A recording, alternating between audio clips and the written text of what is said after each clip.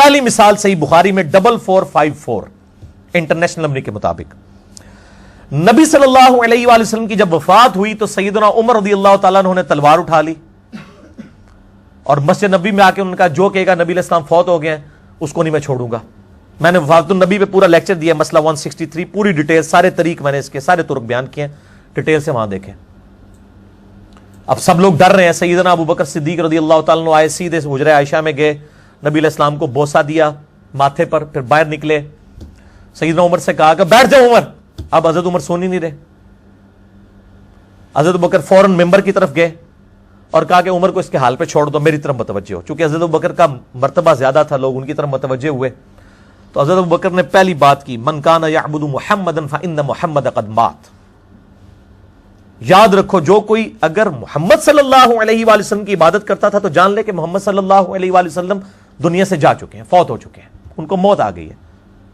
من کان یعبد اللہ, اور جو کوئی اللہ کی عبادت کرتا ہے, فإن اللہ هو الحی القیوم, تو بے شک اللہ تعالی الحی ہے, زندہ ہے, قائم ہے, باقیوں کو قائم رکھنے والا ہے. پھر قرآن کی آیات پڑھی, انک میت وانہم میتون, سورہ الزمر کی. اے نبی آپ کے مخالفین کو بھی مرنا ہے اور آپ کو بھی مرنا ہے. پھر وہ آیت پڑھی, وما محمد الا رسول قد خلت من قبلہ الرسل, سورہ آل عمران 144, کہ محمد تو نہیں مگر ایک رسول ہی, ان سے پہلے بھی رسول گزرے ہیں, اگر یہ فوت ہو جائیں یا جنگ میں شہید کر دیے جائیں کہ اپنے دین سے الٹے قدم پھر جاؤ گے؟ جو ثابت قدم رہے گا اللہ اس کو جزا دے گا, الٹے قدم پھرنے والے کا اللہ تعالیٰ کا وہ کوئی نقصان نہیں کر سکے گا. بل یہ ڈیٹیل ٹاپک ہے, مسئلہ 163 ہے میرا وفات النبی صلی اللہ علیہ وآلہ وسلم کے اوپر, اور حیات النبی صلی اللہ علیہ وآلہ وسلم پر مسئلہ نمبر 5 ہے, وہ آپ دیکھ لیں. سیدنا عمر کہتے ہیں جب میں نے ابو بکر سے یہ باتیں سنی اور یہ آیات سنی تو مجھے لگا کہ یہ آیات ابھی نازل ہوئی ہیں, حالانکہ مجھے پتا تھی کہ یہ آیات موجود ہیں. غزوہ احد کے موقع پہ جب نبی علیہ السلام کی شہادت کی خبر مشہور ہوئی تھی اس وقت یہ آیات نازل ہوئی تھی. کہتے ہیں مجھے لگا اب نازل ہوئی ہیں, کہتے ہیں میرے پاؤں میرے جسم کا وزن نہیں اٹھا سکے. قرآن سن کے یہ حالت ہو گئی تھی. یہ صحابی میں اور عام آدمی میں فرق ہے. عام آدمی کو بخاری مسلم قرآن کھول کے بھی دکھاتے رہے نا, اس کے کان پہ جوں تک نہیں رینگتی. اور صحابی کے سامنے جب آیات حضرت بکر نے تلاوت کی تو حضرت عمر کہتے ہیں میرے پاؤں میرے جسم کا وزن نہیں اٹھا سکے, اور مجھے یقین آ گیا کہ نبی علیہ السلام فوت ہو گئے. اب حضرت عمر جیسے بندے کو بھی یہ غلطی لگ سکتی ہے, اور حضرت بکر کے کہنے پہ انہوں نے اپنی اصلاح کر لی. تو باقی لوگ جو ہے وہ کس کھیت کی مولی ہیں کہ وہ یہ سمجھتے ہیں کہ ہمیں غلطی نہیں, ہمارے بزرگوں کو غلطی نہیں لگ سکتی. دوسری مثال صحیح بخاری صحیح مسلم میں دونوں میں ہے. انٹرنیشنل نمبر کے مطابق بخاری میں 3212, مسلم میں 6384. سیدنا حسان ابن ثابت مسجد نبوی میں بیٹھ کے اشعار سنا رہے تھے, کچھ شعر نعتیہ. حضرت ابو ہریرہ پاس بیٹھے تھے, حضرت عمر خلیفہ تھے, پاس سے گزرے اور یوں کر کے گھورا. آگے وہ بھی صحابی تھا, اس نے کہا عمر اس طرح نہ مجھے دیکھ, تجھ سے بہتر شخص مسجد میں بیٹھا ہوتا تھا, میں ان کو بھی نعتیہ اشعار سناتا تھا, یعنی نبی صلی اللہ علیہ وآلہ وسلم. حضرت عمر نے کہا گواہ لاؤ. انہوں نے کہا یہ ابو ہریرہ بیٹھا ہے. انہوں نے کہا ابو ہریرہ بتاؤ کیا نبی علیہ السلام میرے لیے ممبر نہیں رکھواتے تھے؟ آپ صلی اللہ علیہ وآلہ وسلم میرے لیے دعا نہیں کرتے تھے کہ اے اللہ روح قدس کے ذریعے حسان کی مدد کریے, شیروں کے ذریعے کافروں کو جواب دیتا ہے نبی صلی اللہ علیہ وآلہ وسلم کے مخالفین کو. انہوں نے کہا میں اللہ کی قسم اٹھاتا ہوں کہ حسان ابن ثابت سچ کہہ رہے ہیں, نبی صلی اللہ علیہ وآلہ وسلم حضرت حسان کے لیے دعا فرمایا کرتے تھے. اب حضرت عمر نے یہ کوئی مجلس, یہ محفل میلاد اٹینڈ نہیں کی ہوئی. وہ محفل میلاد کے لیے بھی اس کو دلیل لیتے ہیں نا, ہمیں محفل میلاد سے کوئی چڑ نہیں ہے. ہم کہتے ہیں اس میں شرک بیان نہ کریں, کتاب و سنت سے دلائل بیان. محفل میلاد ہم نے بھی کئی کی ہیں, مسئلہ 63 میرا ریکارڈڈ موجود ہے میلاد کے اوپر. بلکہ اب تو اجماع ہو چکا ہے, اہل حدیث میلاد کہہ کے نہیں لیکن وہ امام الانبیاء کانفرنس کہہ کے کر لیتے ہیں, ربیع الاول کے مہینے میں کرتے ہیں. دیوبند سیرت النبی کانفرنس کرتے ہیں, بریلوی میلاد النبی کانفرنس کرتے ہیں, شیعہ بھی کرتے ہیں, کر رہے سارے ہی ہیں. تو اب حضرت عمر نے تو نہیں کہا کہ میں نے تو آج تک سنا ہی نہیں ہے, یہ کیا باتیں کر رہے ہو, میں امیر المومنین ہوں, میں نبی علیہ السلام کا ساتھی ہوں. ان کو غلطی لگ گئی. تو بھئی اگر حضرت عمر کو غلطی لگ سکتی ہے تو امام حنیفہ, امام شافعی, امام احمد بن حنبل, امام مالک کو بھی غلطی لگ سکتی ہے. انہوں نے تو نبی علیہ السلام کی صحبت بھی نہیں کی ہوئی ہے. تیسری مثال بھی بخاری اور مسلم سے. اب یہ دیکھ لیں ساری بخاری چل رہی ہے, مسلم چل رہی ہے. بخاری میں 1926, مسلم میں 2589. سیدنا ابو ہریرہ رضی اللہ تعالیٰ عنہ نبی علیہ السلام کی وفات کے بعد 30 سال تک 30 ایئرز تک یہ فتویٰ دیتے تھے کہ جس شخص پہ غسل فرض ہو وہ روزہ نہیں رکھ سکتا جب تک غسل نہ اتار لے. جب مروان بن حکم جو ہے وہ حضرت معاویہ رضی اللہ تعالیٰ عنہ کے دور میں مکے اور مدینے کا گورنر بنا تو اس کو یہ مسئلہ کھٹکا. اس نے کہا یہ حضرت ابو ہریرہ ایسا مسئلہ کیوں بیان کرتے ہیں, لیکن وہ احترام بھی ان کا کرتا تھا, ڈائریکٹ بات نہیں کر سکتا تھا. سیدہ عائشہ کی طرف بندہ بھیجا. سیدہ عائشہ نے کہا کہ ایسا تو کوئی مسئلہ نہیں ہے, نبی علیہ السلام تو اپنی بیویوں کے ساتھ ازدواجی تعلق قائم کرتے تھے اور فجر کا وقت داخل ہونے کے بعد غسل اتارتے تھے اور روزہ بھی رکھ لیتے تھے. حالانکہ آپ صلی اللہ علیہ وسلم کو یہ پتا ہوتا تھا کہ مجھ پہ غسل فرض ہے. چلیں احتلام والا معاملہ ہو, عام آدمی کے اعتبار سے بات کر رہا ہوں, وہ تو اس بیچارے کو نہیں پتا چلا, اچانک آنکھ کھلی. نبی علیہ السلام کو تو پتا ہوتا تھا. آپ نے امت کے لیے آسانی رکھی ہے, اللہ نے شریعت میں آسانی دی ہے. وہ آئے حضرت ابو ہریرہ کے پاس. حضرت ابو ہریرہ رضی اللہ تعالیٰ وہی فتویٰ دے رہے ہیں, اپنا اجتہاد اور قیاس کر رہے تھے. ان کے پاس کوئی دلیل نہیں تھی کتاب و سنت سے. صحابی کا بھی اجتہاد اور قیاس غلط ہو سکتا ہے. اب وہ سیدنا ابو ہریرہ سے انہوں نے بات کی, یہ نہیں کہا کہ آپ غلط کہتے ہیں, انہوں نے کہا چلیں حضرت عائشہ کے پاس. سیدہ عائشہ کے پاس لے گئے, وہاں پہ وہی سوال کیا پردے میں. تو سیدہ عائشہ نے کہا کہ نبی علیہ السلام تو ایسے کرتے تھے. پھر حضرت ابو ہریرہ نے کہا کہ میں اپنے اس معاملے میں رجوع لاتا ہوں, مجھے غلطی لگی. حضرت ابو ہریرہ سب سے زیادہ حدیثوں کے راوی ہیں, ان کو بھی غلطی لگ سکتی ہے. تو امام حنیفہ کو غلطی نہیں لگ سکتی, امام شافعی, امام بن حنبل, امام مالک کو. امام ابو ہریرہ جو امت کا حدیث میں امام ہے, اس کو اگر غلطی لگ سکتی ہے تو ان کو غلطی نہیں لگ سکتی. تو یہ بڑی یعنی توہین کرتے ہیں. یہ قیاس اور اجتہاد کیا حضرت ابو ہریرہ نے, ان کا بھی غلط نکلا.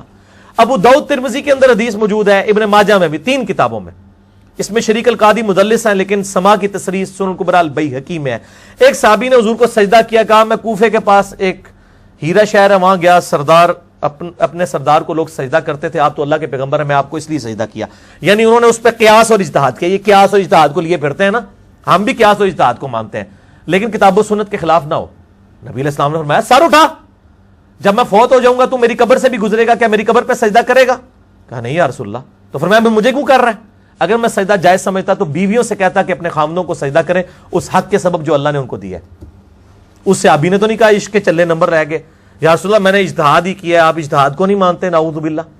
بھائی اجتہاد اور قیاس صحابی کا ایکسیپٹیبل نہیں ہے کتاب و سنت اور اجماع امت کے خلاف, چاہے جائے کہ عام آدمی کا. قیاس اور اجتہاد کتاب و سنت کے خلاف نہ ہو, وہ قیامت تک جاری ہے. بلکہ مقلد تو ہوتا ہی وہ ہے جو اجتہاد کا منکر ہو, ہم اجتہاد کو ماننے والے ہیں. مقلد تو کہتا نہیں امام نے جو کچھ کر لی, جبکہ آج کے تو 90% مسائل آج کے دور کے مسائل ہیں. ویڈیو کیمرے کا مسئلہ, انتقال خون کا مسئلہ, ریل گاڑی میں نماز کا مسئلہ, یہ امام حنیفہ, امام شافعی, امام احمد بن حنبل, امام مالک نے کہاں لکھا ہوا ہے؟ قیامت تک اجتہاد جاری ہے. یہ تو اسلام کی خوبصورتی ہے. اور یہ کہتے ہیں حدیث میں یہ مسئلہ کہاں لکھا ہے؟ بھائی حدیثوں میں اس لیے یہ مسائل نہیں ہے, اس میں رولز بتا دیے کہ قیامت تک کے لیے اجتہاد ہوتا رہے گا. اجتہاد اس امت کی اللہ نے سمجھ لیں ماتھے کا جھومر رکھا ہے کہ کسی ایک بندے پہ فکس نہیں رکھنا اس کو. کتاب اللہ, سنت, اجماع یہ ایبسولوٹ ہے, اجتہاد ریلیٹیو ہے. یہ چاروں چیزیں اہل سنت کا منہج, میرا ایک کلپ ہے یوٹیوب پہ, لکھیں آپ کو پتا چلے منہج کسے کہتے ہیں. اہل سنت کا منہج کیا ہے؟ کتاب اللہ, سنت, اجماع, ایبسولوٹ دلائل اور اجتہاد جو ہے ریلیٹیو. یہ 4 چیزیں. تو حضرت ابو ہریرہ نے پھر رجوع کر لیا. تو یہ میرے بھائیوں کلیئر کٹ ہو گیا کہ جلیل القدر صحابہ سے اگر کوئی علمی باتیں پوشیدہ رہ سکتی ہیں تو ائمہ اکرام کو اب آپ کس کھاتے میں مانیں گے جو نہ تابعین ہیں بلکہ تبع تابعین اور تبع تابعین میں آتے ہیں. ان سے نہیں غلطیاں ہو سکتی, ان سے علم کی بات اوور لک نہیں ہو سکتی. تو اب چونکہ ائمہ اربعہ جو ہیں وہ 4 امام ویسے بولے جاتے ہیں, ویسے تو امام تو بے شمار ہیں, 6 تو یہ بڑے امام ہیں. تو ویسے عموماً جو مشہور ہیں ائمہ اربعہ فقہ کے, امام ابو حنیفہ رحمہ اللہ تعالی المتوفی 150 ہجری, امام مالک بن انس المتوفی 179 ہجری, امام محمد ابن ادریس شافعی المتوفی 204 ہجری اور امام احمد بن حنبل المتوفی 241 ہجری رضی اللہ عنہم اجمعین وعلیہم السلام اجمعین ورحمہم اللہ اجمعین. ان چاروں کی نسبت سے ویسے ایک پنجویں بھی نہ امام جعفر جو یہ نصاریہ دے استاد جو ان کو بھی مانے نا, وہ بھی اہل سنت کے ہیں نا, ٹھیک ہے نا جی. امام جعفر بن محمد باقر بن علی بن حسین بن علی جو اہل بیت میں سے. تو ان چاروں اماموں کی نسبت سے چونکہ ہمارے سب کانٹیننٹ میں یہاں پہ زیادہ حنفی ہیں، لہذا جو حنفی پبلک ہے اور ان کی علماء کی بھی اکثریت کو یہ چیزیں تو نہیں پتہ ہوتی ہیں، وہ تو سلیکٹیو کورس پڑھتے ہیں، اس لیے میں چاہ رہا ہوں کہ میں ان کے سامنے اپنا مقدمہ رکھ دوں تاکہ ان کو پتہ چل جائے. اگر ان کے بزرگوں نے ان کو اس حوالے سے نابلد رکھا تو اب کم از کم وہ اپنی اصلاح کر لیں، اور اندھی تقلید اور اندھے بن کے کسی کے پیچھے چلنا اس کا قلع کما ہو. اس حوالے سے میں ائمہ اربعہ یعنی 4 بڑے اماموں کی نسبت سے 4 مثالیں ایچ ڈی کیمرے میں دکھانے لگا ہوں اوریجنل کتابوں سے. اور بریلوی مکتبہ فکر کا ترجمہ میں دکھاؤں گا، کیونکہ باقی لوگوں کو تو وہ گستاخ سمجھتے ہیں، تو بھی بریلویوں کا ترجمہ جی وہ کہتے ہیں جی ہمارے بزرگ بڑا ادب والا ترجمہ کرتے ہیں. میں وہ ادب والا ترجمہ پریکٹیکلی 4 مثالیں دکھاؤں گا. اس کے بعد ہم عوام کی عدالت میں یہ فیصلہ رکھیں گے، لوگوں کو پتہ چل جائے گا انشاءاللہ تعالی. اور یہ وہ چیزیں جو آج تک میں نے آن ایئر نہیں کی تھی، فرسٹ ٹائم میں آن ایئر کرنے لگا ہوں. یہ 4 مثالیں. پہلی مثال جامعہ ترمذی سے ہے، انٹرنیشنل نمبر کے مطابق 906 نمبر ہے. مکتبۃ الشاملہ میں بھی 906 میں ملے گا. یہ انٹرنیشنل نمبر ہے. اسلام 360 میں بھی آپ کو یہ 906 نمبر مل جائے گا. لیکن میں بریلوی ترجمہ دکھانے لگا ہوں، اس کا نمبر ڈیفرنٹ ہوگا، ضیاء القرآن پبلیکیشن کا. اٹینشن ہو جو جی فرحان صاحب. یہ دکھائیں جی سب سے پہلے ان کو جامعہ ترمذی ضیاء القرآن پبلیکیشن، بریلویوں کا چند بڑے اداروں میں سے، جس کے اربوں کے شیئرز ہیں پورے پاکستان میں. شبیر بردرز کے بعد سب سے بڑا ادارہ ہے ضیاء القرآن پبلیکیشن. انہوں نے یہ ترجمہ چھاپا ہے جامعہ ترمذی کا، جس میں انٹرنیشنل نمبر کے مطابق 906 نمبر یہ حدیث ہے، اور اس میں اس کا نمبر جو ہے 830 ہے، اور باب کا نام ہے اونٹ کو اشعار کرنے کے بیان میں. اشعار کیا ہے میں آپ کو سمجھا دیتا ہوں. یہ ان کو یہ والا پیج ہی دکھائیں صرف جی، کلوز کر کے. میں بھی تھوڑا آگے ہو جاتا ہوں تاکہ ایچ ڈی کیمرے میں پڑھا جا سکے. یہ والا پیج جی، یہ پیج دکھانا ہے آپ نے. اونٹ کو اشعار کرنے کے بیان میں. اشعار کیا ٹرم ہے یہ میں آپ کو انشاءاللہ سمجھاتا ہوں، پھر آپ کو بات سمجھ آ جائے گی. بیسیکلی اشعار کہتے ہیں کہ جو ہدی کا جانور ہوتا ہے، یعنی حج اور عمرے کے لیے جو جانور لے کے جایا جاتا ہے نا، تو نبی صلی اللہ علیہ وآلہ وسلم کی سنت تھی کہ اس کے گلے میں ایک تو وہ قلائدہ اس کو کہا جاتا ہے، ایک ہار ڈالتے تھے تاکہ پتہ چل جائے دور سے یہ اللہ کے نام کے جانور ہے. اسی سے تقلید لفظ بھی لکھا ہے. یہ تقلید بھی وہ پٹا ہی ہوتا ہے نا گلے میں. تو نبی صلی اللہ علیہ وسلم اپنے مبارک ہاتھوں سے وہ رسی اس کی نا بٹتے تھے اور ڈالتے تھے. پھر آپ کی عادت تھی کہ ہدی کے جانور کو جو چھری کی نوک ہوتی ہے نا ہلکی سی، وہ ہلکی سی یوں نوک لگا کے نا، ہلکی سی نوک لگا کے وہ جو خون نکلتا تھا نا، اس خون سے اس کی گردن پہ مل دیتے تھے. اس سے ریڈ کلر آ جاتا تھا یہاں پہ. اسے کہتے ہیں اشعار، اور یہ نشانی ہوتی تھی کہ اللہ کی راہ کے جانور ہے. ویسے تو ہمارے انسانوں کے بھی کان اور ناک بھی چھدوائے جاتے ہیں، یہ کوئی مسئلہ کرنا نہیں ہے، ٹھیک ہے. انسانوں کے بھی چھدوائے جاتے ہیں، اور یہ بھی کوئی یہ نہیں کہ گردن کاٹ دیتے تھے ہلکا سا نشان کر کے. وہ جانور کو تو فرق ہی نہیں پڑتا اس طرح کی چیزوں سے. ان کے اوپر تو وہ مطلب جوئیں پڑی ہوئی ہوتی ہیں، ان کو تو وہ مطلب چیونٹیاں کاٹ رہی ہوتی ہیں، ان کی تو ایک نارمل چیز ہے. یہ سنت ہے. اب اس سنت کا مذاق اڑایا گیا تو امام ترمذی رحمہ اللہ تعالی نے ایک واقعہ نقل کیا ہے اسی کانٹیکسٹ میں. جامعہ ترمذی 906 انٹرنیشنل نمبر کے مطابق، ضیاء القرآن میں 830 جو میں نے آپ کو ایچ ڈی کیمرے میں دکھا دیا. امام ترمذی فرماتے ہیں کہ میں نے یوسف بن عیسیٰ سے سنا، وہ فرماتے ہیں میں نے امام وکی سے سنا کہ جب یہ حدیث روایت کی گئی تو اس معاملے میں اہل رائے کے قول کو نہ دیکھو. امام ترمذی اہل رائے کہتے ہیں حنفیوں کو، کہ یہ اپنی رائے سے فتویٰ دیتے ہیں. کتاب و سنت سیکنڈ پرائرٹی پہ آ جاتا ہے. اہل الرائے ان کو کہا جاتا ہے، اہل کوفہ کو. تو امام وکی یہ حدیث بیان کر رہے تھے کہ اشعار کرنا سنت ہے. وہ کہتے ہیں اس کے معاملے میں اہل رائے کی یعنی حنفیوں کی رائے کو نہیں دیکھنا. اشعار کرنا، زخم لگانا سنت ہے، اور ان کا مخالفین کا قول اہل الرائے یعنی اہل کوفہ کا قول بدعت ہے. یہ حنفیوں کے اقوال کو کیا کہہ رہے ہیں امام ترمذی کیا لکھ رہے ہیں؟ بدعت. ان کی فقہ کے ایک مسئلے کو بدعت. امام ترمذی فرماتے ہیں میں نے ابو صائب سے سنا، وہ کہتے تھے ہم امام وکی کے پاس تھے کہ انہوں نے اہل رائے میں سے ایک شخص کو کہا کہ نبی صلی اللہ علیہ وآلہ وسلم تو اشعار کرتے تھے. اچھا، تو اس نے آگے سے کیا کہا کہ امام حنیفہ رحمہ اللہ فرماتے ہیں کہ یہ تو مسلح ہے، یعنی شکل بگاڑنا. استغفر اللہ واتوب الیہ. اس شخص نے کہا کہ ابراہیم نخعی بھی کہتے ہیں کہ یہ مسلح ہے. وہ راوی کہتا ہے میں نے امام وکی کو دیکھا کہ وہ سخت غصے سے غضبناک ہو گئے. منو کہندے نے ایدی اکھاں سرخ ہو جاندیاں نے, اور پائی نبی دے گستاخاں دے بارے میری اکھاں کیوں نہ سرخ ہون؟ امام وکی اتنا بڑا امام, اس کو جب کسی نے کہا نا کہ امام حنیفہ تو کہتے ہیں یہ مسلح کرنا ہے, اور ابراہیم نخعی تابعی بھی کہتا ہے کہ یہ مسلح کرنا ہے, اشار کرنا, تو وہ غصے سے غضبناک ہو گئے اور کہا کہ میں کہتا ہوں کہ نبی علیہ السلام نے فرمایا, اور تو کہتا ہے کہ ابراہیم نخعی اور ابو حنیفہ یہ کہتا ہے. تو اس بات کا حقدار ہے کہ تجھے قید کر دیا جائے, اور جب تک تو توبہ نہ کرے تجھے رہا نہ کیا جائے. امام وکی زندہ ہونا آج کل کے سارے مقلدین کو جیلوں میں ڈال دیں. یہ آپ دیکھ لیں. اب نیچے انہوں نے وہ فے ڈالی ہے, فساد والی. ویسے تو فے فائدہ والی ہوتی ہے نا, ایک فے فساد والی فا. اب ان کو پتا چل گیا معاملہ گڑبڑ ہو گیا. اب چونکہ یہ حنفی تھے بریلوی, لکھا اشار کہتے ہیں اتنے زخم لگائے جائے کہ کھال کے گوشت میں زخم نہ پہنچے. امام حنیفہ کے نزدیک بھی اشار سنت ہی ہے. آپ نے اپنے اہل زمانہ کے اشار کو مسلح کہا کیونکہ وہ زیادہ گوشت میں گہرا زخم لگا دیتے تھے تاکہ وہ اس سے جانور کے ہلاک ہونے کا خطرہ ہو جاتا تھا. ایک گل جیڑی تو پہ لکھنا ہے اللہ دے بندے, امام وکی نو نہیں پتا. یعنی جس کو کہتے ہیں نا دفاع کرنے کے لیے, نہیں وہ اصل اے نہیں, اس طرح تو آپ ہر باطل چیز کا دفاع کر لیں گے. ٹھیک ہے, یہ پہلی مثال تھی. آیا جے مزہ؟ ہاں اچھا, دوسری مثال سنو. جامعہ ترمذی میں انٹرنیشنل نمبر کے مطابق 559 ہے.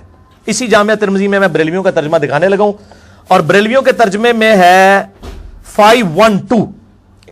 ٹھیک ہے جی, نماز استسقاء کے بارے میں. یہ دکھائیں جی ان کو, یہ جو میں نے انڈر لائن کیا ہوا ہے جتنا حصہ یہ والی دکھانا ہے, یعنی یہ پورا جس میں ریڈ اور بلو ہے, یہ ذرا دکھائیں جی ان کو.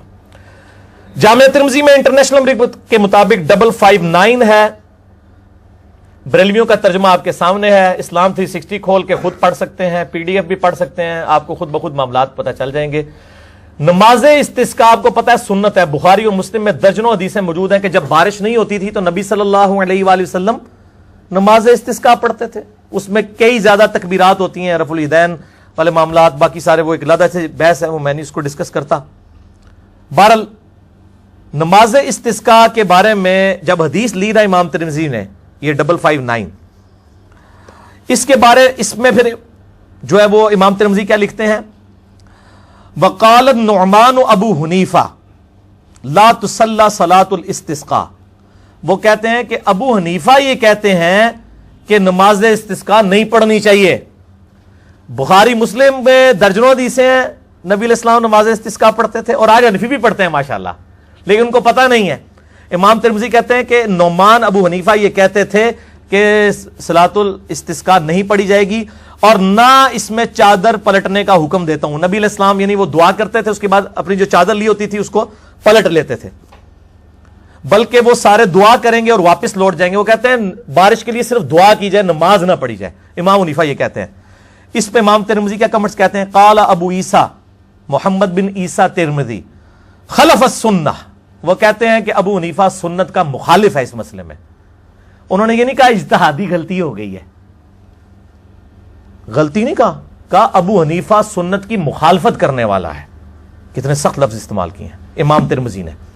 ٹھیک ہے, تو یہ میں نے اس لیے پبلک کے سامنے رکھ دیا ہے تو معاملہ سامنے ہو جائے. ان کا بھی ذرا ترجمہ سنیں نا. حضرت امام نعمان ابو حنیفہ فرماتے ہیں استسقاء کے لیے نماز نہیں پڑھی جائے گی, نہ چادر پلٹنے کا حکم دیتا ہوں, بلکہ سارے دعا کریں گے اور واپس لوٹ جائیں گے. امام ترمذی فرماتے ہیں یہ بات سنت کے مطابق نہیں ہے. اے ترجمہ دیکھو کیسا بدلیا نے. عربی کے الفاظ کیا ہے, قال ابو عیسیٰ خلف السنہ, یہ سنت کی مخالفت کرنے والا ہے. اس الفاظ کی انٹینسٹی اور یہ انٹینسٹی کہ یہ سنت کے مطابق نہیں ہے, کیڈا فرق ہے. تسی جو مرضی کرو, اللہ دے بندو, میں نہیں کہنا باندر ہاتھ بندوق آ گئی ہے. ٹھیک ہے, یہ پبلک کے ہاتھ میں ہر چیز آ گئی ہے, اب کوئی جان نہیں چھڑا سکتا دوسرے سے. تیسری مثال, وہ تو اتنی یعنی حیران کون ہے کہ وہ تو جس کو کہتے ہیں نا ہر چیز ہی وہ دریائی کوزے میں بند ہو گیا ہے. یہ دکھائیں جی ان کو, المصنف ابن ابی شیبہ, دنیا میں حدیث اور آثار کا سب سے بڑا مجموعہ, اگرچہ اس میں اکثر روایتیں ضعیف بھی ہیں, لیکن یہ امام حنیفہ رحمہ اللہ کے بارے میں کیا انہوں نے لکھا. المصنف ابن ابی شیبہ بخاری اور مسلم کے استاد ہیں, المتوفا 235 ہجری. انہوں نے ایک پورا چیپٹر بنایا ہے, اس چیپٹر کا نام ذرا ان کو دکھائیں جی ایچ ڈی کیمرے میں, یہ نہ کہ یہ خود سے میں نے بنایا ہے. یہ چیپٹر ہم نے ہماری ویب سائٹ ahlsunnatpak.com پر ریسرچ پیپر نمبر 17 کے نام سے 487 آثار اور روایات ہم نے اپلوڈ کر دی ہیں پی ڈی ایف فارم میں. بہت اچھا paper number 17 number download کر کے پڑھ سکتے ہیں یہ اردو ترجمے کے ساتھ. یہ امام ابن ابی شیبہ, یہ 11ویں جلد ہے میرے ہاتھ میں. انہوں نے ایک پورا باب بنایا, اس کا نام ہے کتاب الرد علی ابی حنیفہ. یہ چیپٹر ہے ابو حنیفہ کے رد پہ. اس پہ انہوں نے اکتفا نہیں کیا, اس کے نیچے انہوں نے کیا لکھا ہے, ھذا ما خلف به ابو حنیفہ. وہ کہتے ہیں کہ اس میں بیان کرنے جا رہا ہوں ان چیزوں میں جس میں امام ابو حنیفہ رحمہ اللہ نے مخالفت کی ہے. الاثر الذی جاء عن رسول اللہ صلی اللہ علیہ وآلہ وسلم, ان احادیث کی کہ جو نبی علیہ السلام سے ہم تک پہنچی ہیں. نبی صلی اللہ علیہ وآلہ وسلم کی احادیث کی مخالفت کی ہے. اجتہادی غلطی نہیں لکھا انہوں نے, مخالفت کی ہے. 125 مسائل لکھے انہوں نے, 125 487 روایتیں لے کے آئے ہیں انٹرنیشنل نمبر کے مطابق. تو اس کا نمبر ڈیفرنٹ ہوگا چونکہ اب پی ڈی ایف یہ مکتبہ رحمانیہ کا آ چکا ہے. اس کی نمبرنگ میں بتا دیتا ہوں, 37202 سے لے کے 37688 تک.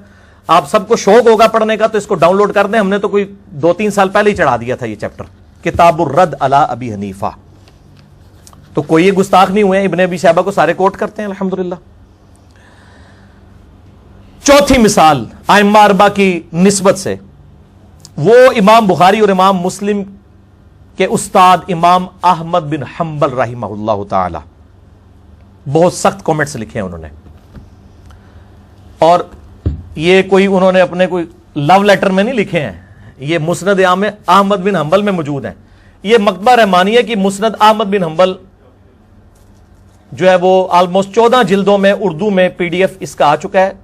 آپ کے پاس یوٹیوب پہ بھی آپ دیکھیں تو میں نے کئی کلپس کے اندر اس کو دکھایا ہے, گوگل میں آپ کو مل بھی جائے گا. یہ مسند امام احمد بن حنبل میں انٹرنیشنل نمبر کے مطابق ہے, جلد 5 صفحہ 357 میں.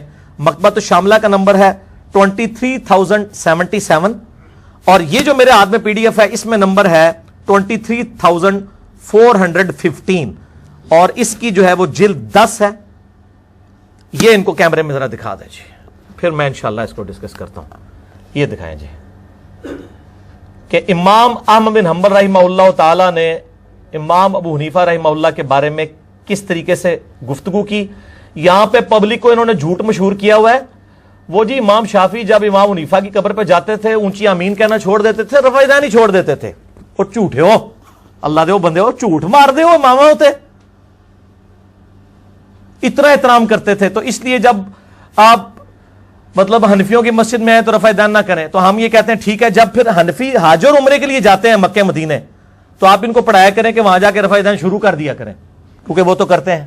ہاں ان دسو کریں گے, یہ اتنا حوصلہ کریں گے؟ یہ اپنے لیے ہے سب کچھ, یہ میٹھی میٹھی باتیں صرف دوسروں کو مشورے دینے کے لیے ہیں. اچھا, تو اب یہ جو میں نے آپ کو دکھایا ایچ ڈی کیمرے میں مسند امام احمد بن حنبل میں, اس میں کیا الفاظ ہیں. حدثنا اسحاق ابن یوسف, وہ کہتے ہیں کہ اسحاق ابن یوسف نے بیان کیا اخبرنا ابو فلانہ, کہ مجھے خبر دی ہے ابو فلانے نے. یہ ہم اردو میں بھی پنجابی میں بھی فلانا استعمال کرتے ہیں نا, ابو فلانا کذا قال ابی لم یسمعہ علی عمد وحدثنا غیرہ فسمہ یعنی ابا حنیفہ عن علقمہ. یہ احمد بن حنبل کا بیٹا کہتا ہے کہ میرے باپ نے جب مجھ سے حدیث بیان کی ہے تو اس نے لفظ ابو فلانا استعمال کیا ہے اور اس فلانے کا نام نہیں لیا, جبکہ مجھے, اور جان بوجھ کے میرے باپ نے نام نہیں لیا, جبکہ مجھے جب دوسری جگہ سے یہ حدیث پتا چلی تو مجھے پتا چلا کہ یہ ابو فلانا جو ہے نا یہ ابو حنیفہ کو انہوں نے کہا ہے, ابو فلانا. حالانکہ احمد بن حنبل کو امام حنیفہ کا نام بھول گیا تھا یا ان کو نہیں پتا تھا, ان سے زیادہ کون جانتا تھا. یہ کہتے ہیں جی وہ باقی سارے امام تو ان کے شاگرد ہیں, جی شاگردوں کے شاگرد ہیں, لیکن انہوں نے کیا نام لیا, ابو فلانا. اور وہ کہتے ہیں جب مجھے باقی روایتیں پتہ چلی مجھے پتہ چلا اچھا یہ ابو حنیفہ ان علقمہ کر رہا ہے.